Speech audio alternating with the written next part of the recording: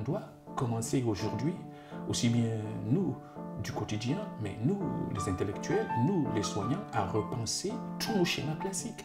Il faut qu'on soit avant-gardiste, qu'on soit créatif, qu'on soit inventif, à penser que on va confronter des familles, ça ne sera plus papa, maman et enfant. On peut avoir papa, papa, enfant.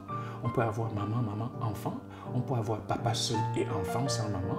On peut avoir maman seule et enfant sans papa. C'est très important que on parle de famille en mutation et pas en crise. La famille bouge et j'oserais dire qu'elle bouge très bien, sauf que, en tant que sociologue, je peux témoigner que quand quelque chose bouge dans une société, on a tendance à se jouer radio-nostalgie, c'est-à-dire que les neurones et leurs présentations sont quand même un peu plus lentes que les fêtes de société. On peut éduquer les enfants autrement, on peut s'occuper des enfants autrement, on peut faire famille autrement, on peut vivre sa vie autrement que la manière dont nos grands-parents ont vécu. Les souffrances des familles traditionnelles pour les enfants ont été énormes, pour les femmes ont été énormes, et pour les hommes qui, encore une fois, étaient assignés aussi à un certain rôle social, ces souffrances-là ont été énormes. Ce que nos grands-parents y gagnaient, c'était une forme de sécurité. Ils n'avaient pas à se poser à chaque instant la question d'inventer leur existence. Nous avons gagné en liberté ce que nous avons perdu en sécurité. C'est un peu comme si on devait écrire une partition pour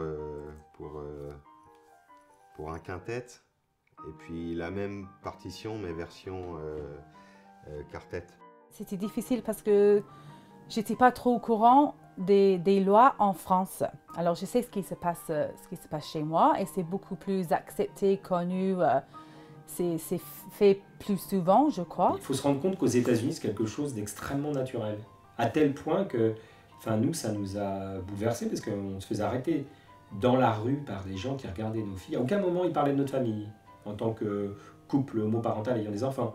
Mais ils nous disaient « Bravo, vous avez une super famille, vous avez des jumelles, qu'est-ce qu'elles sont mignonnes, etc. » On nous félicitait. Très vite, les questions relatives à la famille deviennent de l'idéologie, pour ou contre. Au lieu de se poser, je dirais, les vraies questions saines, ça n'augure pas des réponses en tant que telles. Est-ce que ça a une incidence sur l'enfant? Est-ce qu'elle est positive? Est-ce qu'elle est négative? Si elle est négative, quoi faire? Parce que la société bouge pour qu'elle ne le soit pas négative. Il y aurait des vraies questions à se poser.